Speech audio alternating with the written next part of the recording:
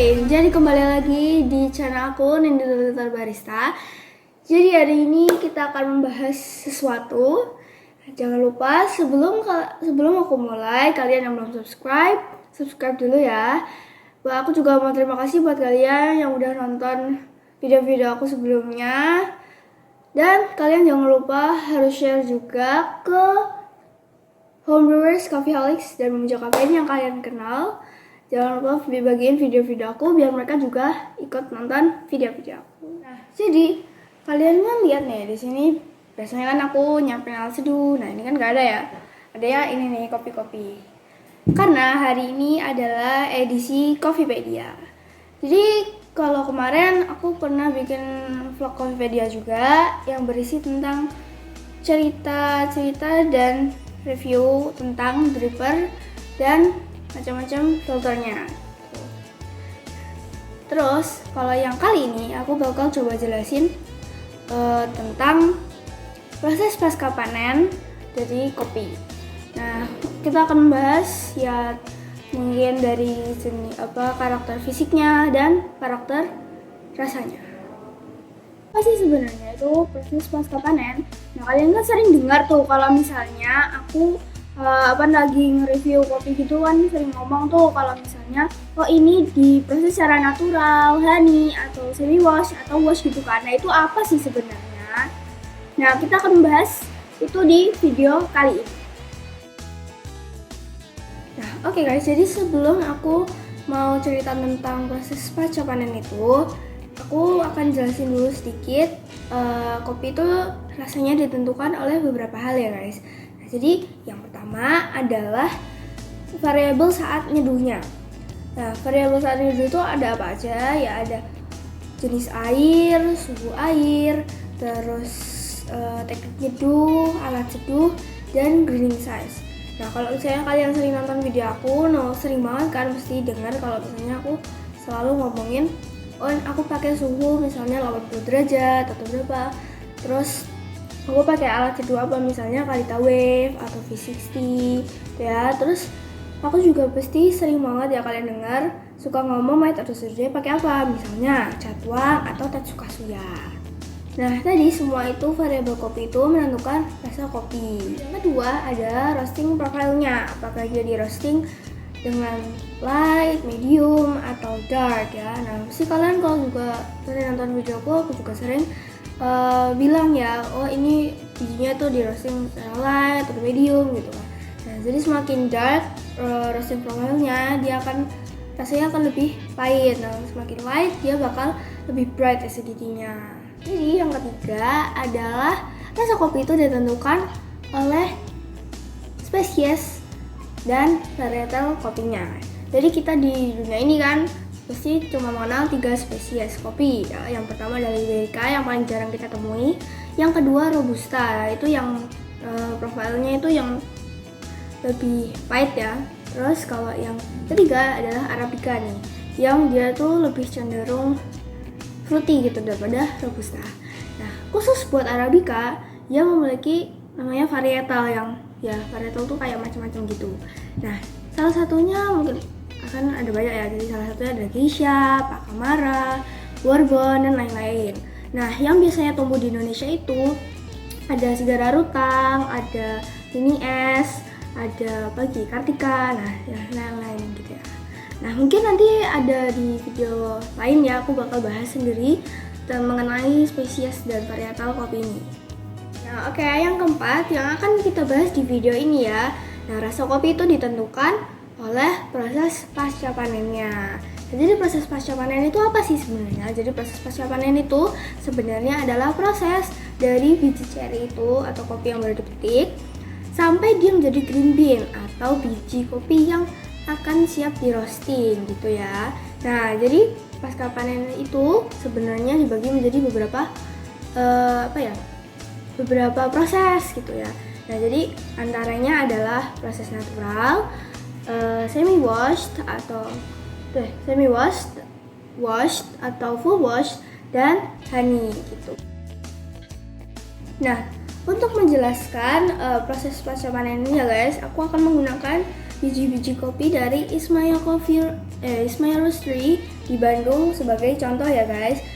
Nah, si Ismail Coffee ini juga sangat spesial karena mereka menggunakan arang untuk merosting biji-biji mereka ya, sehingga aroma dan rasanya tuh sangat-sangat khas banget gitu.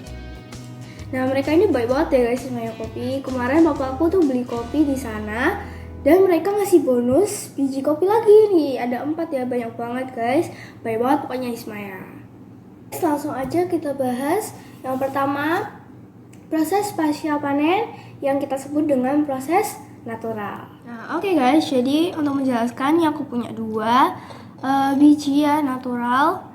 Nah, ini Haneslan natural dan ini Cisupan natural. Nah, ini dua-duanya sama natural ya. Ini dua-duanya juga dari Ismail Coffee ya. Nah, jadi proses natural itu buah kopi atau cherry ya matang sudah dipanen dan disortir akan langsung dikeringkan dengan cara dijemur hingga kadar airnya mencapai 11-12%. Nah, penjemurannya itu memakan waktu bisa sampai 3 minggu ya guys. Nah, karena memakan waktu yang lama, inilah biji natural cenderung lebih mahal dibanding biji dengan proses yang lain.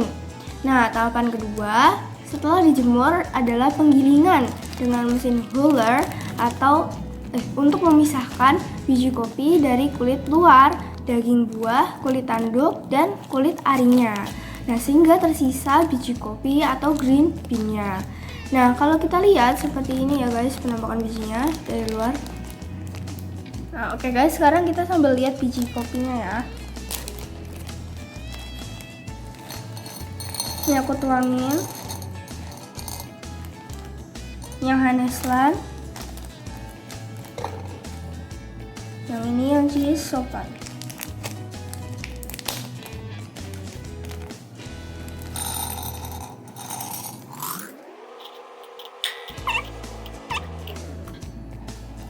Nah, ini guys biji kopi Haneslan yang diproses natural dan ini biji kopi Cisupan yang diproses natural juga ya. Nah, dua-duanya ini dari dataran tinggi Jawa Barat ya, yang di roasting oleh Ismail. Nah, karakter biji natural kita lihat seperti ini ya guys. Nah, bagian tengahnya ini ya tidak terlihat warna putih. Nah, nanti kita bandingkan dengan yang washed ya. Nah, terus aromanya ini sangat fruity ya, sangat segar banget. Mengapa? Karena dalam proses pengeringan selama 3 minggu itu tidak terjadi proses fermentasi yang membuat aroma buah akan keluar dari biji kopinya. Nah, sehingga karakter rasa biji natural ini juga akan cenderung fruity atau floral tergantung varietalnya. Nah, rasa asamnya atau acidity-nya cenderung tinggi dan rasa pahit atau bodinya cenderung rendah. Nah, kopi-kopi macam ini yang jadi kopi favorit aku ya. Oke guys, yang kedua adalah proses pasca panen yang kita sebut dengan proses honey. Nah, ini bijinya Haneslan honey ya guys, dari Ismail Coffee. Nah, proses honey ini dimulai dengan pengupasan. Nah, jadi buah kopi yang sudah dipetik dan disortir kemudian dikupas kulit luarnya, daging buah sampai tersisa biji dan lendirnya atau disebut mucilage ya saja ya. Kalau lendirnya disisakan sebanyak 25%, jadilah proses yang kita kenal dengan yellow honey. Kalau 50% jadinya red honey dan kalau 100% jadinya black honey. Nah, setelah dikupas dan disisakan lendirnya, maka biji yang masih berlendir itu dikeringkan atau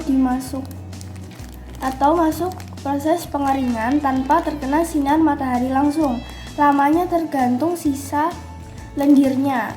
Nah, yellow honey biasanya dikeringkan selama 1 minggu, red honey selama 2 minggu, dan black honey selama 3-4 minggu. Sama seperti pengeringan dalam proses natural. Nah, setelah kering prosesnya sama seperti natural, yaitu digiling dengan mesin huller untuk mengupas kulit tanduknya dan kulit arinya. Nah, langsung aja kita lihat seperti ini ya guys biji kopinya.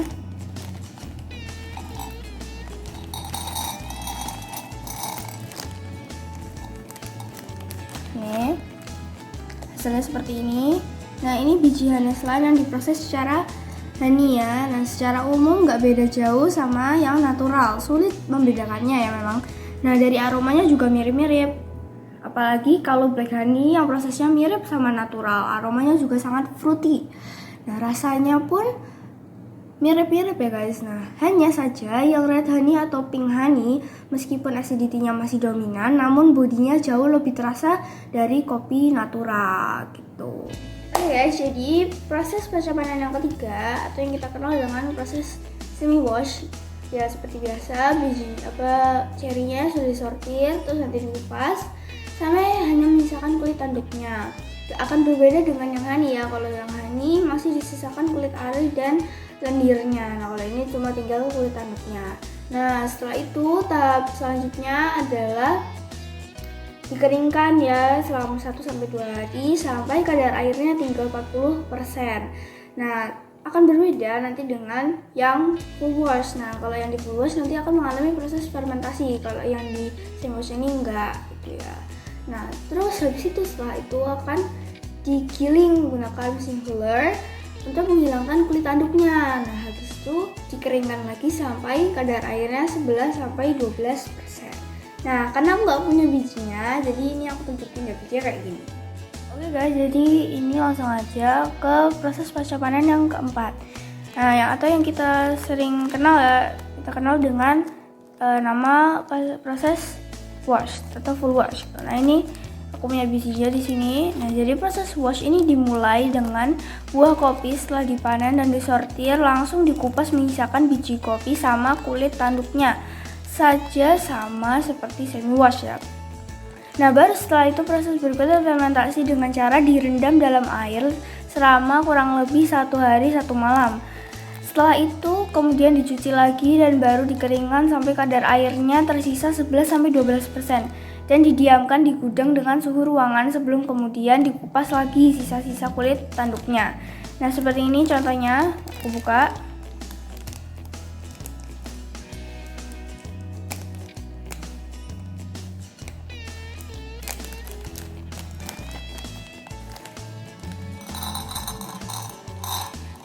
Ya. Nah, secara fisik biji wash ini agak berbeda karena kalian lihat bijinya biasanya agak terang termasuk bagian tengah ya, agak putih ya. Nah, juga biasanya kalian akan temukan sisa kulit tanduk dalam kemasan kayak ini ya. Nih. Dalam kemasan binnya. Nah, itu karena ketika dikupas disisakan kulit tanduknya. Nah, ini biji Neslan yang wash ya, bentuknya terlihat lebih keriput dan di tengah ada garis putih. Dan sama seperti semi wash ya, biasanya kita masih menemukan sisa-sisa kulit tanduknya di kemasan kopinya. Nah, karakter aroma dan rasa semi wash dan wash ini relatif sama. Biji dengan proses wash akan lebih tebal lagi bodinya. Namun demikian, bisa dikatakan biji semi wash atau wash ini biji yang cukup balance acidity, tartness-nya dengan bodinya atau aroma. Beberapa varietal akan sangat kuat aroma floral atau rempahnya. Nah, bahkan dulu aku pernah punya, kalau nggak salah dari Burundi, yang aromanya seperti aroma keringat tapi sangat enak rasanya. Nah, ini guys, kalau kita sandingkan side by side ya, ini semua biji dengan proses yang berbeda yang sudah kita bahas tadi ya. Sekali lagi, ini biji secara yang diproses secara natural. Nah, ini juga natural. Terus yang ini honey. Dan ini proses washed. Nah, mudah-mudahan semua penjelasanku tadi ya bisa dipahami teman-teman semua ya.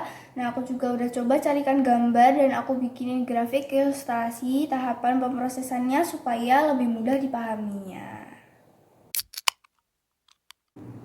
Nah, oke guys, jadi tadi itu adalah 4 proses utama atau proses pasca panen utama ya yang menentukan rasa dan aroma kopi. Nah, di luar 4 itu sebenarnya masih ada lagi proses pasca panen.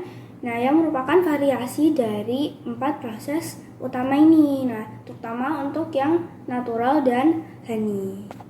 Nah, misalnya variasi dari keempat proses pasca panen ini apa sih contohnya? Nah, misal ada liquid fermentation dari Garasi Roastery atau fruit enzyme dari Drama Roastery.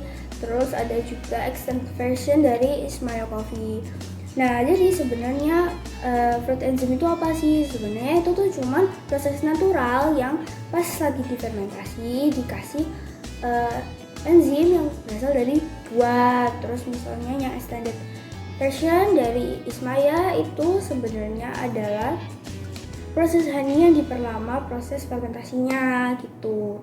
Nah, terus pasti kalian juga pernah dengar tuh ya namanya wine coffee atau coffee wine gitu lah. Nah, seperti gayo wine gitu. Nah, sebenarnya coffee wine itu cuman proses natural yang dia diperlama proses fermentasinya, misalnya sampai 1 bulan atau lebih ya. Nah, yang akan memunculkan aroma wine dan rasanya tuh juga akan memunculkan wine gitu. Oke guys, jadi sekian dulu video aku tentang proses pasca panen ini. Semoga kalian pada suka video aku kali ini dan semoga bisa menambah pengetahuan kalian tentang hal-hal perkopian, terutama proses pasca panen ini ya guys. Nah, jangan lupa buat kalian yang belum buat kalian harus komen apakah kalian suka dengan video vlog-vlog Kopipedia kayak gini untuk menambah pengetahuan kita semua ya. Terus aku juga minta buat para susu kopi, kalau misalnya ada yang salah dari penjelasan aku, minta tolong dibetulin ya di komen bawah. Jangan lupa buat kalian yang belum subscribe, like, komen, dan share ke seluruh media sosial yang kalian punya segera ya. Nah, jangan lupa seperti biasa, giling kopimu sedia sendiri dan minum kopinya bareng aku.